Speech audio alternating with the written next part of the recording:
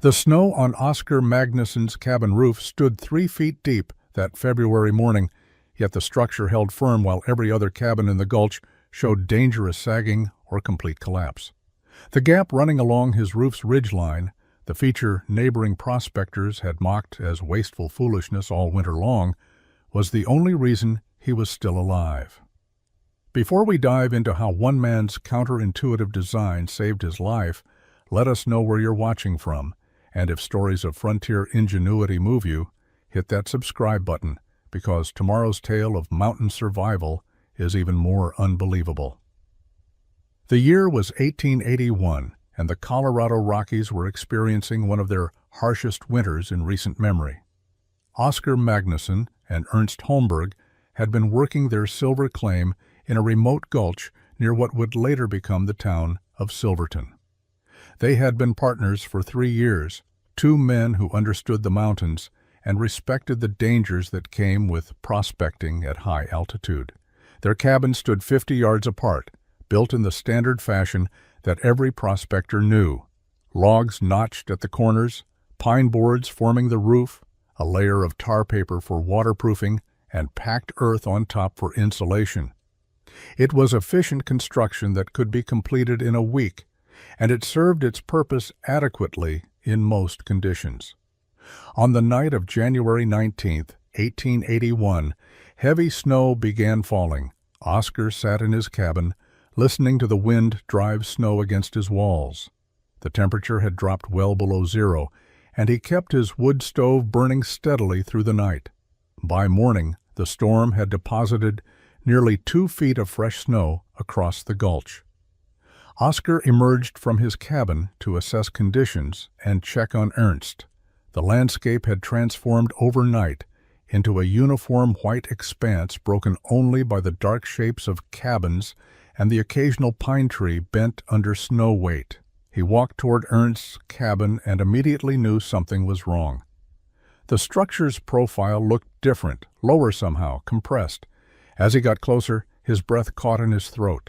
The roof had collapsed inward, the center beam broken, rafters splayed at odd angles, and the entire weight of snow and timber had fallen into the cabin below. Oscar ran forward, shouting Ernst's name, but he knew before he reached the wreckage that his partner was dead.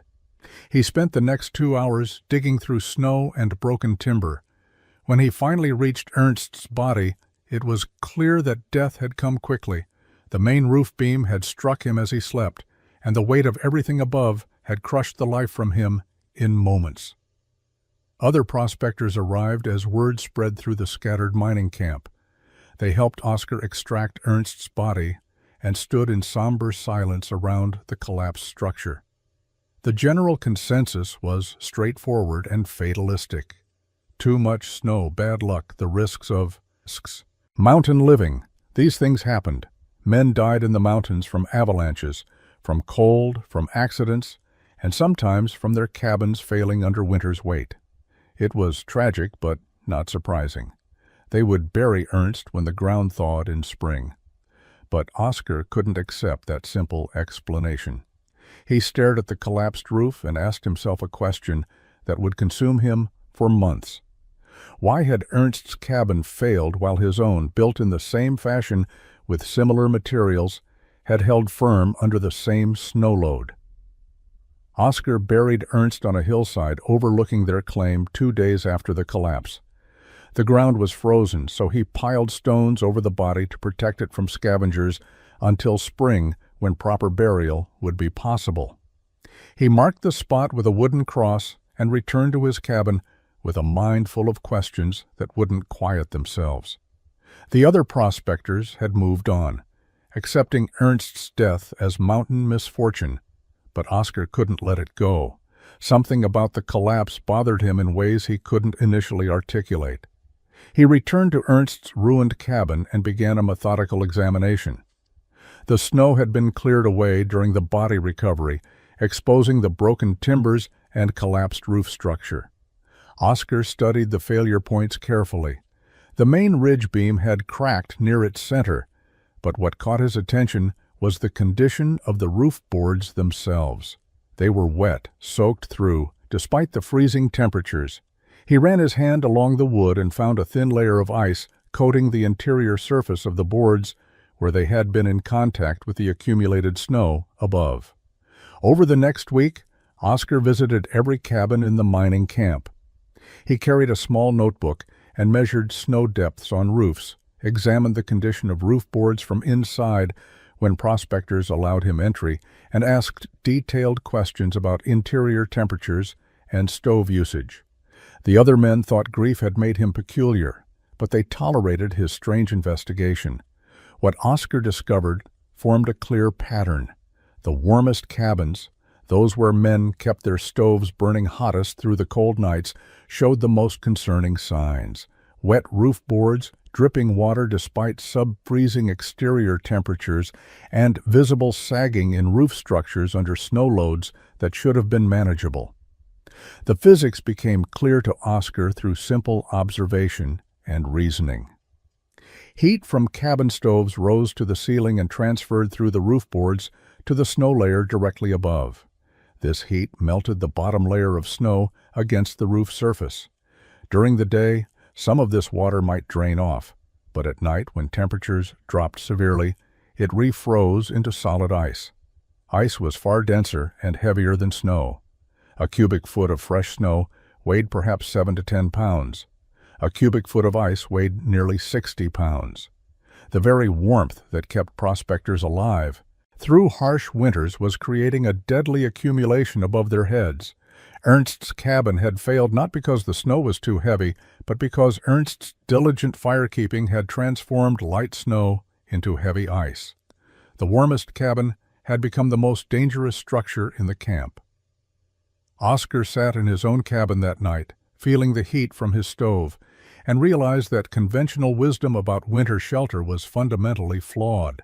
Every prospector believed the same thing: seal your cabin tight, keep it warm, survive the cold. But that approach was creating the very conditions that led to catastrophic failure.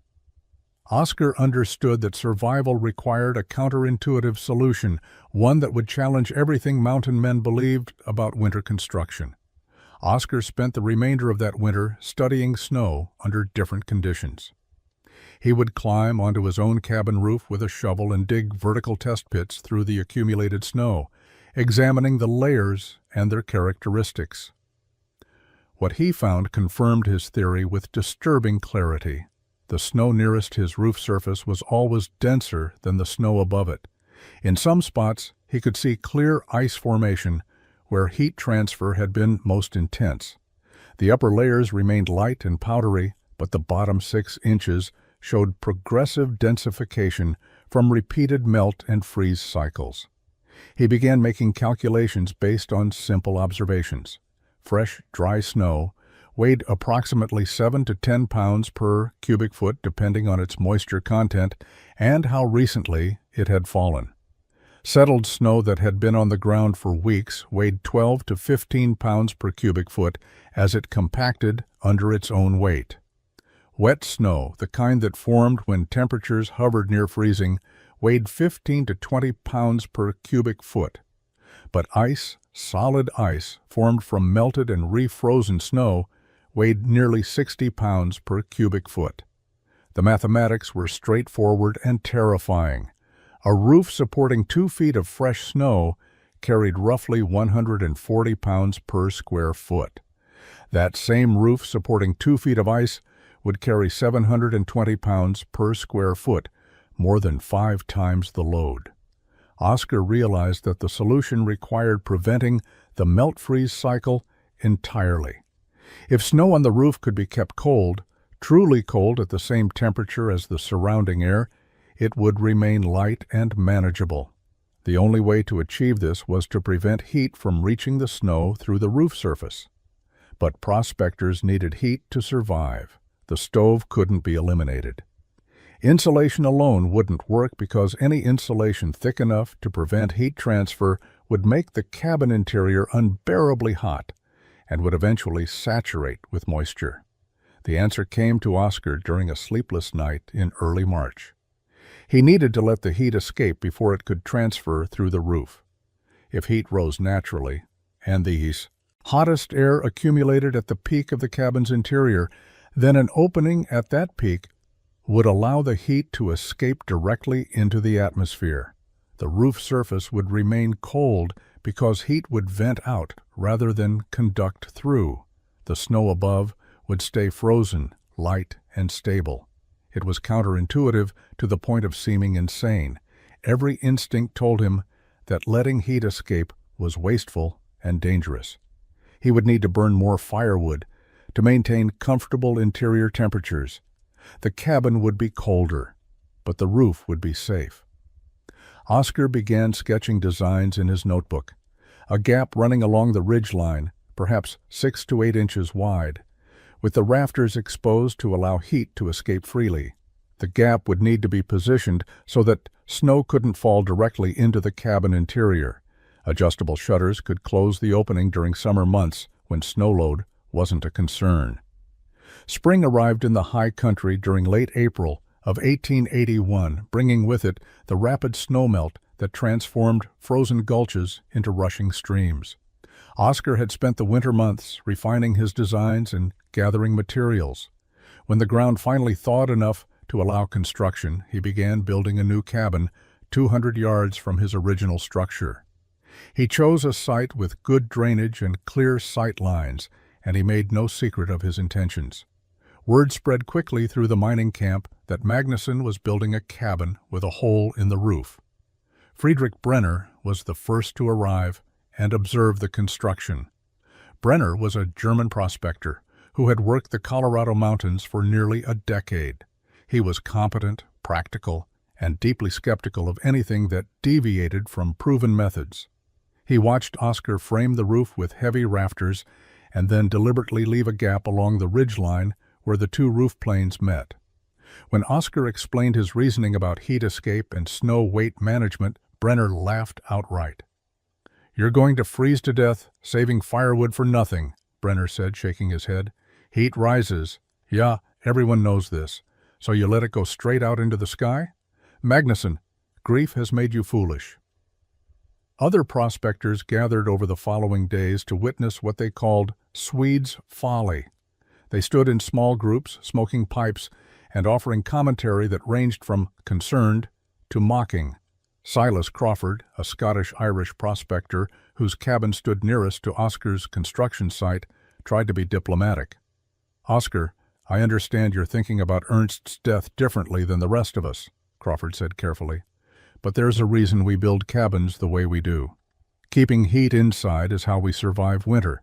What you're proposing goes against everything we know about mountain shelter." Oscar tried explaining the physics. He drew diagrams in the dirt showing how heat transfer created ice formation. He presented his calculations about snow weight versus ice weight. He described the wet roof boards he had found in Ernst's collapsed cabin and the pattern he had observed across the entire mining camp. The prospectors listened politely, but remained unconvinced. The logic seemed backward to them. Yes, heat melted snow, but the solution was to build stronger roofs, not to deliberately waste the heat that kept you alive. "You'll burn twice the wood and still wake up cold," one prospector predicted. "That gap will let in wind, rain, and snow. You're building a miserable shelter to solve a problem that killed one man in 20 years. Friedrich Brenner became the most vocal critic. He made a point of visiting Oscar's construction site regularly to offer commentary. "When winter comes and you're shivering in that foolish structure, you'll seal that gap fast enough," he said. "Mark my words, Magnusson, this is expensive stupidity." Oscar continued building despite the ridicule, but the isolation was difficult. Oscar completed his cabin over the course of 6 weeks, working alone through the spring and early summer of 1881. The basic structure followed conventional log construction, but the roof system represented a radical departure from standard methods. He began with the ridge beam, the horizontal timber that would form the peak of the roof. Most prospectors used a single beam running the length of the cabin. Oscar used 2 parallel beams spaced 8 inches apart, creating a deliberate gap between them. The rafters extended from the wall plates up to these ridge beams, angling inward to create the roof slope, but never meeting at a central point.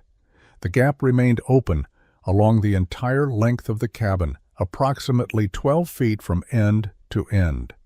The exposed rafter system required more substantial timbers than typical construction. Oscar selected pine logs that were 8 inches in diameter and shaped them carefully to ensure even bearing surfaces. He spaced the rafters closer together than standard practice, placing them every 16 inches instead of the usual 24 inches. The closer spacing provided additional strength to compensate for the structural compromise created by the gap. Each rafter was notched precisely where it met the wall plate and the ridge beam, creating solid connections that would resist both uplift from wind and compression from snow weight. Over the rafters, Oscar laid split boards that he had adzed flat on one side. These boards ran perpendicular to the rafters from ridge to eave, overlapping like shingles to shed water. He left the boards slightly short of the ridge gap on both sides, maintaining the 8-inch opening. The boards extended beyond the wall line by 12 inches, creating an overhang that would prevent rain and snow from running directly down the cabin walls. Over the boards, he applied a layer of tar paper that he had purchased in Silverton at considerable expense. The tar paper provided waterproofing, but also stopped short of the ridge gap, preserving the ventilation opening.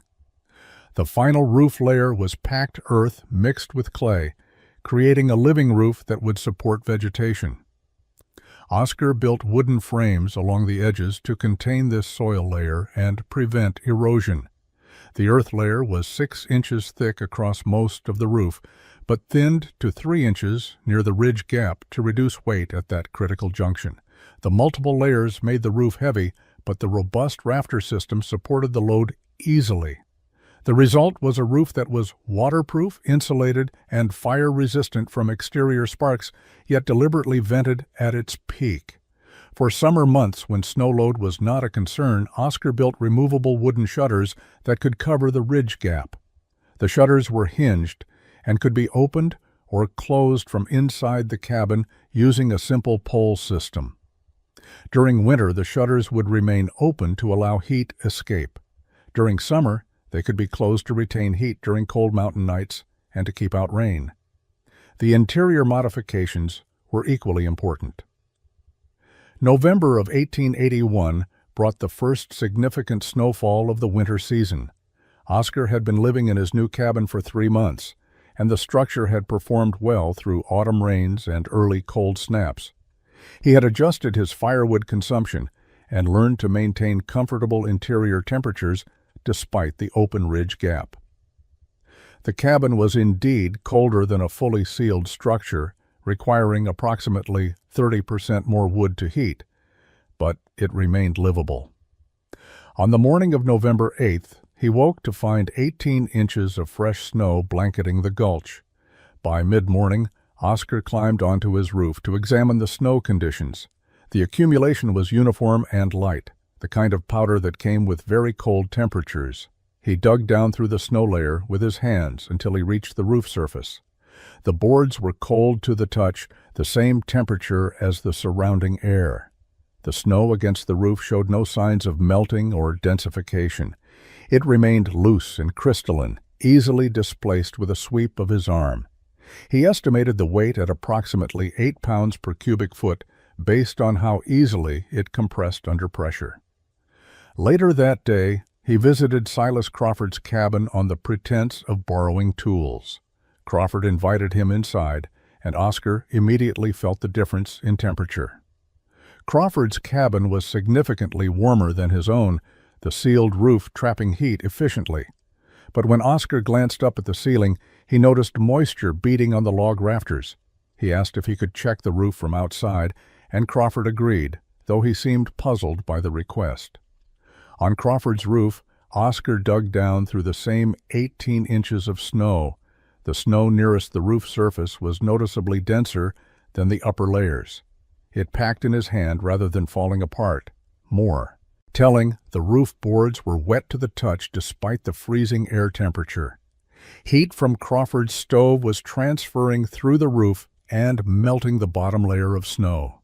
Oscar visited Friedrich Brenner's cabin next and found identical conditions: wet roof boards, densified snow at the roof interface, and water stains on the interior ceiling where moisture was condensing and dripping. The pattern was exactly what he had predicted. The warmest cabins were creating the conditions for dangerous ice formation. His own cabin, with its open ridge gap, was keeping the snow cold and light. He mentioned his observations to Crawford and Brenner, pointing out the differences between their roofs and his own. Both men dismissed the concern. "It's only 18 inches, Brenner said. "Wait until we get real snow, then we'll see whose roof holds and whose doesn't." Crawford was more diplomatic, but equally unconvinced. "The winter's just beginning, Oscar. Let's see how your design performs when it's truly tested." Oscar said nothing more. He returned to his cabin and waited. January of 1882 brought weather that old-timers would reference for decades afterward. The blizzard began on the morning of January 14th with light snow that seemed unremarkable. By afternoon, the wind had increased and the snowfall intensified. By evening, visibility had dropped to mere feet and the temperature plummeted to 20 degrees below zero. The storm continued without pause through the night and into the following day. Prospectors retreated to their cabins and waited, keeping their stoves burning and their doors barred against the wind that drove snow through every crack and gap. Oscar sat in his cabin listening to the storm rage outside. The open ridge gap allowed some snow to enter, collecting in small drifts along the interior walls near the peak, but the amount was manageable. He swept it out periodically with a broom he had fashioned from pine branches. The gap also created a draft that made the cabin noticeably colder than a sealed structure, but he kept his stove well fed with firewood and maintained a temperature that was uncomfortable but survivable. Through the narrow window, he could see nothing but white chaos. By the second day, the snow accumulation was extraordinary.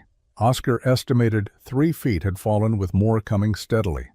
He could hear the wind driving against his cabin walls and the occasional creak of timber adjusting to loads, but the sounds were normal, the expected settling of wood under stress. What concerned him were the sounds coming from other cabins across the gulch. Even through the storm's howl, he could hear sharp cracking noises, the sound of wood. Failing under excessive weight, he knew those sounds. He had heard them the night Ernst's cabin collapsed. The prospectors were trapped in a dangerous situation. Adding wood to their stoves increased interior heat, which accelerated snow melting on their roofs, which increased the ice formation that was crushing their structures. But without fire, they would freeze to death. Most men chose to keep minimal fires, just enough to prevent death from exposure, and hoped their roofs would hold. Oscar kept his stove burning at normal levels. The heat escaped through his ridge gap before it could transfer through the roof boards. The snow above remained cold, dry, and relatively light despite its depth. On the evening of the second day, Oscar heard a sound that made his blood run cold. A deep, prolonged crack, followed by a thunderous crash that echoed even through the blizzard. A cabin had collapsed. He had no way to know whose or whether the occupant had survived. All he could do was sit in his own cabin, feed his fire, and wait for the storm to pass. The third day brought more of the same. Heavy snow, brutal wind, temperatures that threatened any exposed flesh with immediate frostbite, and more sounds of structural failure across the mining camp. Oscar counted 3 distinct crashes during that final day. The blizzard finally exhausted itself on the morning of the 4th day. The wind died first, leaving only steady snowfall that continued until early afternoon before tapering to occasional flurries. By late afternoon, the sky began clearing from the west, revealing pale winter sunlight that seemed almost blinding after days of gray storm light.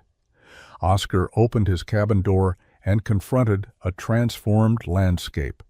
Snow reached past his knees, obliterating trails and landmarks. The gulch had become a uniform white expanse, broken only by the dark shapes of cabin roofs, some level and intact, others showing ominous angles and depressions.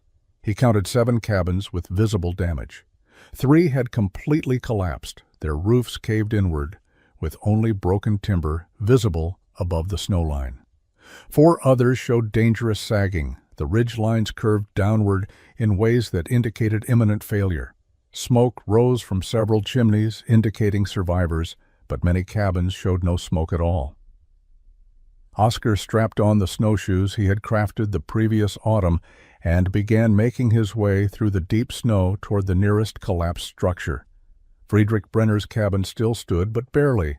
The roof sagged alarmingly in the center, and a large crack ran along the ridge line where the main beam had partially failed. Brenner emerged as Oscar approached, his face gray with exhaustion and fear. He had spent 3 days listening to his cabin slowly tear itself apart, knowing that adding wood to his stove might generate the final ounce of weight that would bring the roof down on his head. He had survived by keeping only the smallest fire and wrapping himself in every blanket and fur he owned. "The roof is ice," Brenner said quietly. "I could hear it forming. Every time the wind stopped, I could hear water dripping, then freezing. My own heat was killing me."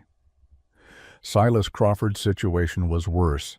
His cabin had suffered a partial collapse during the night, one corner giving way where ice accumulation had been heaviest.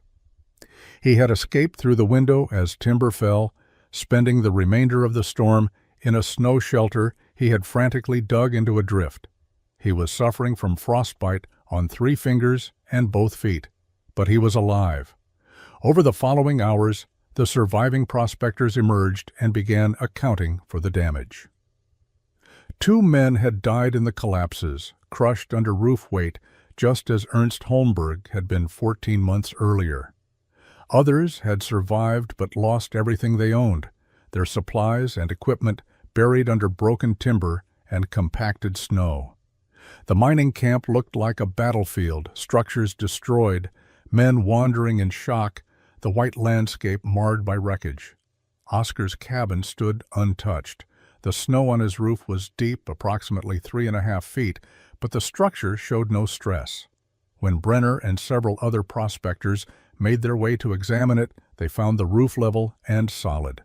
Oscar climbed up with them. Oscar dug through the snow on his roof with his bare hands, demonstrating what he had tried to explain months earlier. The snow was cold, dry, and loose. It came apart easily, showing no cohesion or densification. He reached down to the roof boards and invited the other prospectors to feel them. The wood was frozen solid, as cold as the surrounding air. There was no ice layer, no water, no signs of melting. The snow had remained in its original state throughout the storm because heat had never reached it. Friedrich Brenner examined the open ridge gap, peering down into the cabin interior where he could see Oscar's stove and living area. Heat shimmer was visible, rising through the opening, warm air escaping directly into the atmosphere. Brenner ran calculations in his head, thinking about weight and structural stress. He looked back at his own sagging cabin, then at Oscar's intact structure. The evidence was undeniable. "I was wrong," Brenner said simply. "You understood something we didn't." The group moved to examine one of the collapsed cabins. They cleared snow away from the wreckage and studied the failed roof structure. The boards were encased in ice, thick layers of it that had formed from repeated melt-freeze cycles throughout the storm. In some places, the ice was 3 inches thick. Oscar broke off a piece and weighed it in his hand. The difference between this and the powder on his own roof was the difference between survival and death. Silas Crawford, despite his frostbitten extremities and exhaustion, asked detailed questions about the construction. How wide was the gap? How were the rafters reinforced? What about rain during summer? What about wind driving snow through the opening? Oscar answered each question patiently, explaining the design principles and the trade-offs involved. Yes, the cabin was colder. Yes, it required more firewood. but it was standing while others had fallen.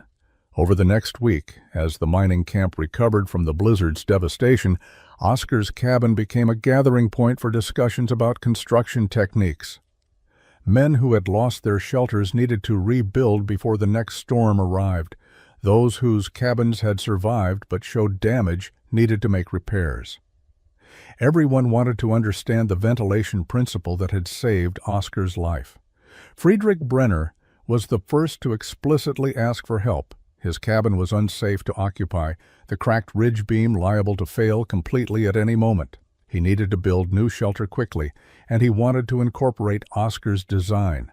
Oscar agreed without hesitation. Over the following days, they worked together to frame a new cabin with an open ridge gap and reinforced rafters. Other prospectors stopped by to observe the construction and ask questions. Lars Vedvik, a Norwegian prospector who had lost his cabin entirely in the collapse, approached Oscar in late January. "I need to rebuild before February storms come," Vedvik said. "Will you teach me your method?" Oscar spent 2 weeks helping Vedvik construct a cabin with proper ridge ventilation. The technique spread through the Colorado mining camps with the quiet efficiency of truly useful knowledge. Prospectors who had witnessed the blizzard of 1882 told stories to those who arrived later. Men who rebuilt their cabins using ridge ventilation survived subsequent winters without incident, while those who clung to traditional sealed roofs continued experiencing problems during heavy snow years. By 1884, roughly half the cabins in the high country mining districts incorporated some form of ridge gap ventilation.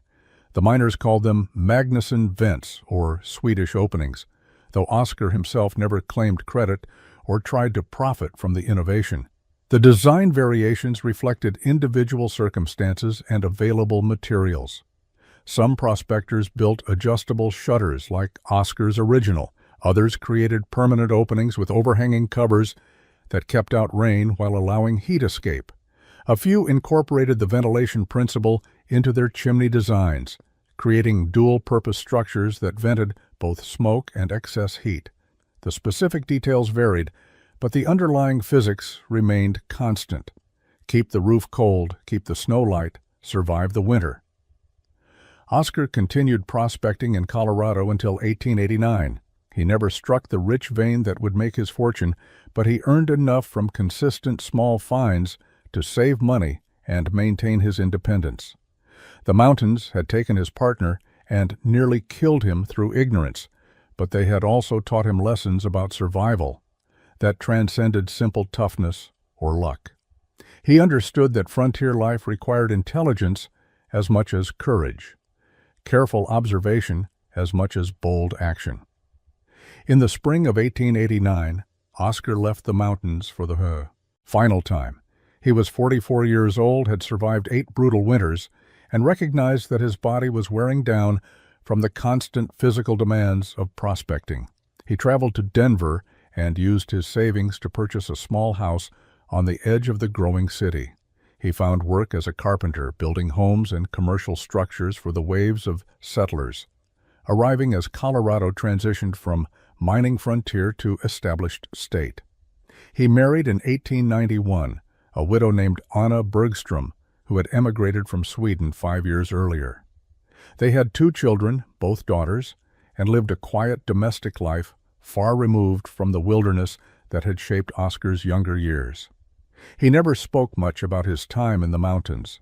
His family knew he had been a prospector, but they knew nothing of Ernst Holmberg's death, the cabin he had designed, or the lives his innovation had saved. Oscar Magnusson died in 1903 at the age of 58 from pneumonia. He was buried in Denver's Riverside Cemetery under a simple granite marker that listed his name, birth, and death dates, and the words "beloved husband and father."